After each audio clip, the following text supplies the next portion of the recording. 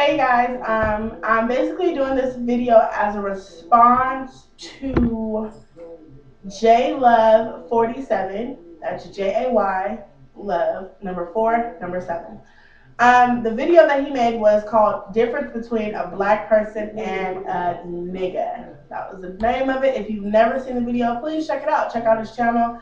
Um, yeah, I mean, when I first went to his channel, it was because I thought that it was he was a really funny guy. I can't remember the video that I watched. I think it was Talking White. I laughed on that one. But anyway, so he made a video and here's my responses to it. Firstly, I completely disagree with almost everything he said in the video.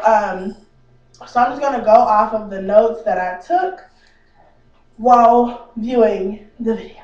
The first note I took was his friend that was behind him. I didn't catch her name, but she had said that a real black man loves a black woman. Okay.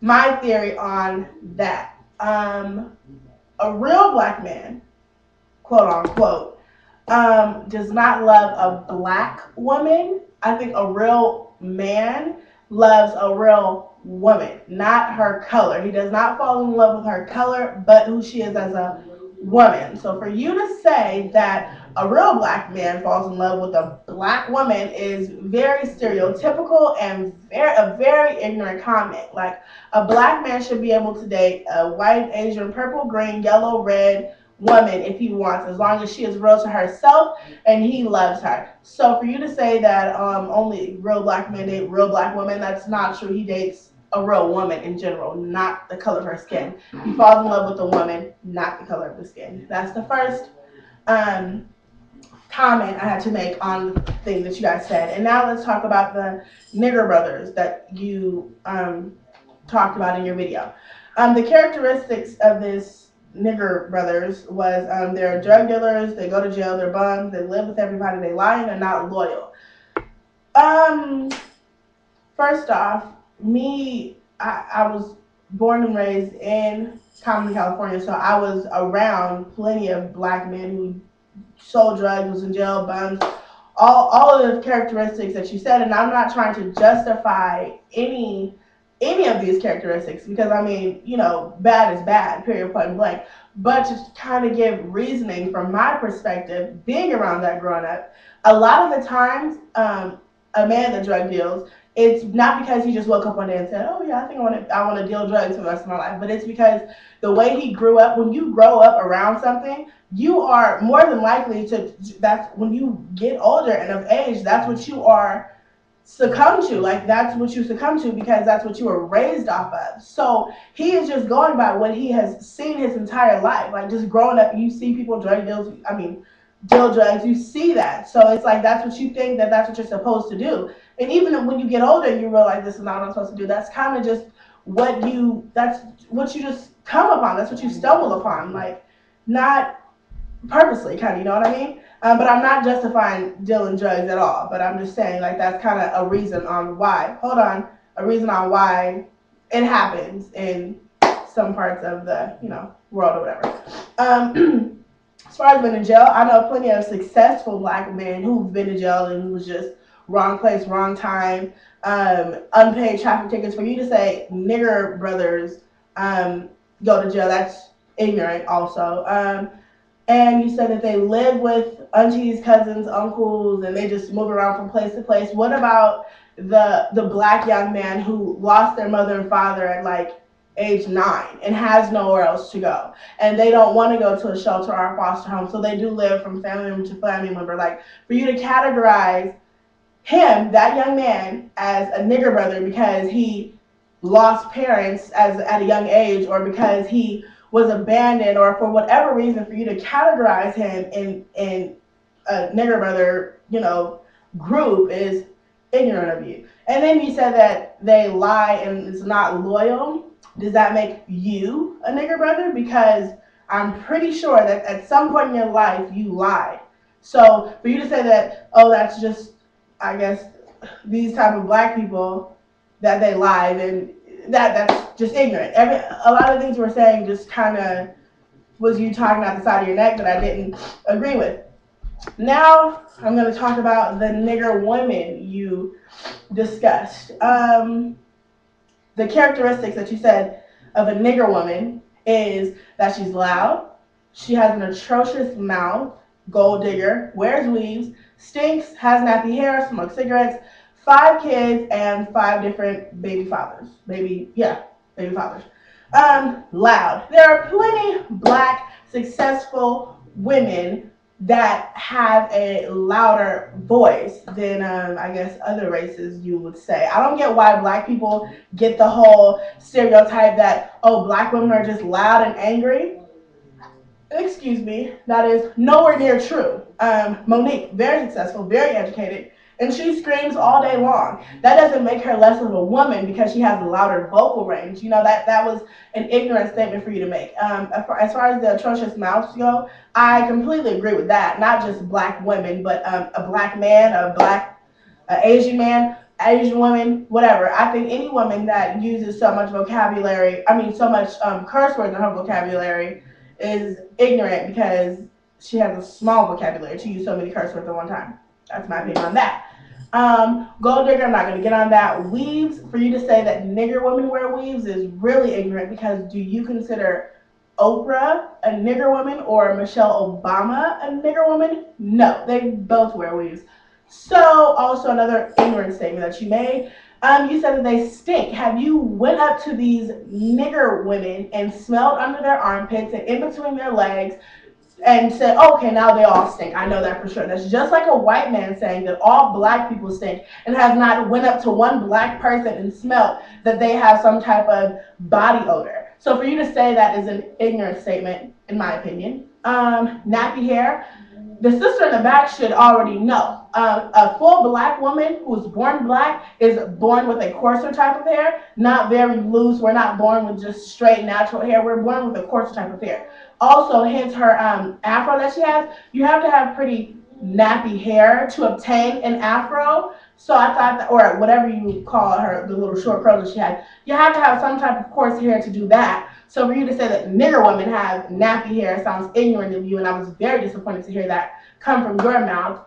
The whole smoking cigarettes, I'm not going to get on that. The 5 kids and 5 different baby daddies, you don't know what that individual woman went through to have 5 different kids or, whatever the case may be. You don't know that, or just because I understand that you were getting around to promiscuous women because you said that at 3 o'clock you can find a nigger woman sleeping with different men, their legs wide open, all this other kind of stuff. You don't know that if at age 6, 7, 8, 9, 10, she was raped by an uncle or a neighbor or her father. You don't know her background history. So for you to say that she is promiscuous or a whore or just has all these different kids and different baby daddies, to say she's a nigger woman, you don't know her background in order for you to say that.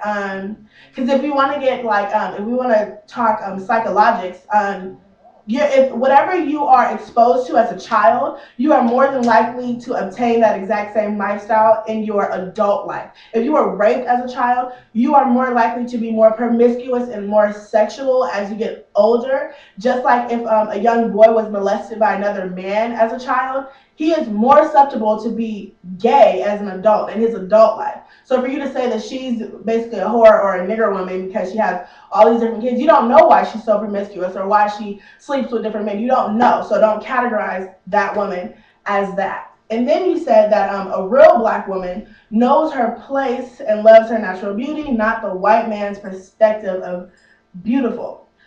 What place are you talking about? Because me, myself, I consider myself as a real black woman.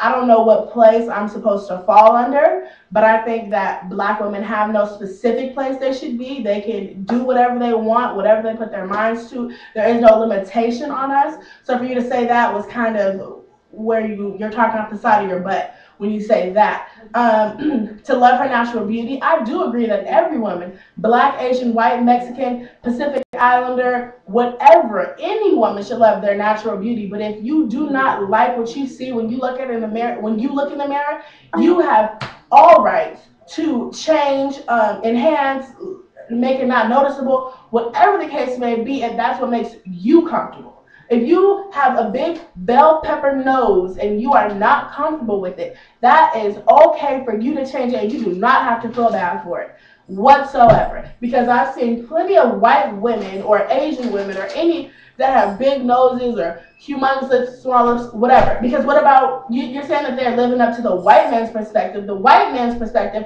they said that black people have big lips, big noses.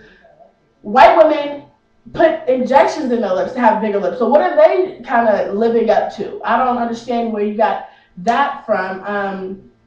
And the whole talk about living up to the white man's perspective of beauty. What white man are you talking about? I've heard of him a lot growing up.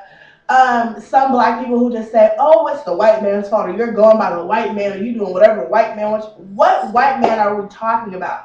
I want to meet this white man. I've never read about him in a book. I've never seen him in a newspaper. I've never heard of this white man. I think black people as a whole should stop saying that everything is the white man's fault or we're following the white man's vision. No. We are following our own vision and what we want to do. So stop saying that. It's a very ignorant statement, in my opinion. Also, on the weave wearers that you said, wearers is not a word, sweetheart. So you should say women that wear weaves or black women that wear weaves, but not a weave wearer. There's no such thing as that.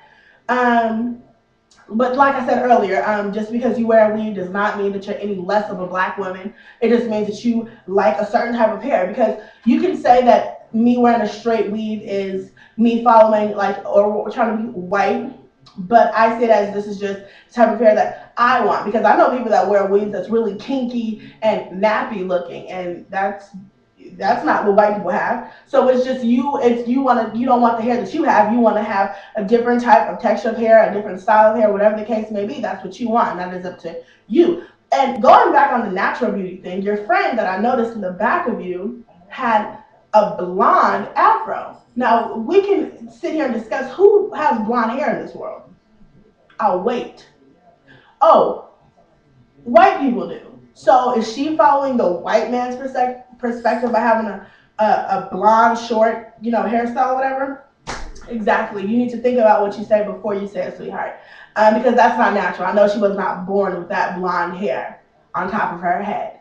So I just think that you should, if you're going to say all these things, then you need to think about it before you say it. Also, the whole falling for the white man's trap, don't fall for. What white man's trap are you talking about? I think that some people like you need to step out of this ignorant box that they live in and stop saying that everything is controlled by the white man or that you're doing things that the white man wants to. What white man are you talking about? Are you talking about white people as a whole? Because I have a couple white friends. They don't suggest I wear my hair like this. They don't suggest that I change anything on my nose or my lips or my anything. So what white people or white man are you talking about? Stop using that because it's a real ignorant statement. And I just think that as long as we have people that have mindsets like you in the world, we'll never get over racism. We'll never get past it. We'll never get over stereotypical people. Because if there was a white man sitting behind the camera saying, "Oh, there's these type of black people, and there's these type of black people," you would be infuriated. And I know you would be. There's no way you can tell me you wouldn't be because he's stereotyping us as black folks and then categorizing us and not knowing a doggone thing about us. So I think you should think before you speak. I really appreciate you all listening and watching. Please subscribe, comment. Let me know how you feel, and I'll make sure that I answer. I really want a response from JLove47. I would love to hear your intake on this and, just your feedback. So just, make sure you can video response, inbox me, whatever. I just want you to justify, some of the things you said. I would really appreciate it. But, thank you guys, and you guys stay blessed.